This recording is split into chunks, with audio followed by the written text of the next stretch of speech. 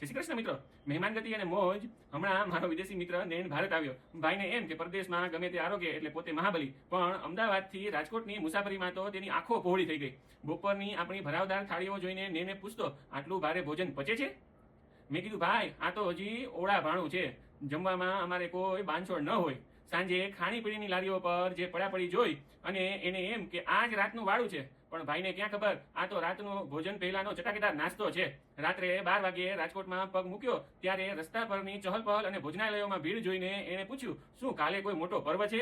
અમારા ગુજરાતી ભાઈએ ઠહકાથી જવાબ આપ્યો, ના રે ભાઈ, આ તો રાજકોટ છે, અહીં મધરાતે મોજથી જમવું એ તો અમારો ટ્રેન્ડિંગ છે. સવારે 7 વાગ્યે પાછા ઉઠીને વહેલાસર ધંધે પણ પહોંચી જઈશું. નેન તો આશ્ચર્યચકિત થઈને જોતો રહ્યો. એને સમજાઈ ગયું કે ગમે ત્યારે અને ગમે તેટલું પચાવવાની ક્ષમતા તો માત્ર આ ગુજરાતી ભાઈઓમાં જ છે.